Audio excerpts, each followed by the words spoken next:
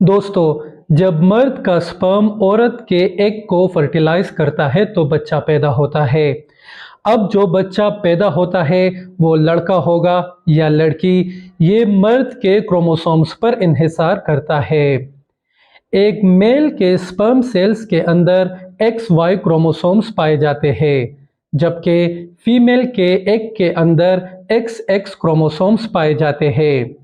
जब मेल का Y chromosome और फीमेल का X क्रोमोसोम आपस में मिलते हैं तो इस XY क्रोमोसोम्स के जोड़े से लड़का पैदा होता है।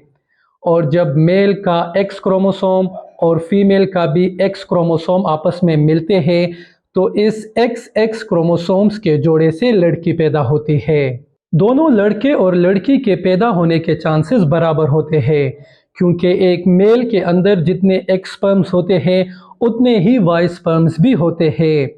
एक वक्त में एक सेहतमंद मेल में 4 करोड़ से लेके 10 करोड़ तक स्पर्म्स पैदा होते हैं, और जब ये स्पर्म्स फीमेल की विजाइना में दाखिल होते हैं तो इन स्पर्म्स के दरमियान दौड़ शुरू हो जाती है कि पहले अंडे तक कौन पहुंचेगा। कुछ बेचारे कमज़ोर स्पर्म्स तो रास्ते में ही मर जाते हैं, और जो सेहतमंद स्पर्म्स होते हैं उनके दरमियान दौड़ लगी रहती है, और जो स्पर्म पहले अंडे तक पहुंचता है वही जीत जाता है और अंडा फर्टिलाइज हो जाता है।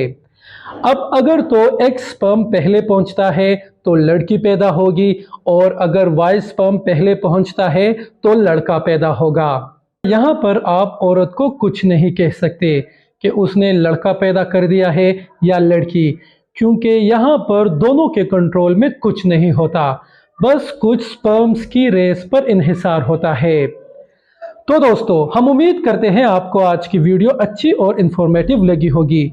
इसी तरह मेडिसिन्स के बारे में, मुख्तलिफ बीमारियों के बारे में हमारे मुफीद और मालूमाती वीडियोस देखते रहने के लिए हमारे चैनल मेडिसिन की दुनिया को ज़रूर सब्सक्राइब करें। बहुत जल्दी मिलते हैं एक नई और मालूमाती वीडियो के साथ। शुक्रिया।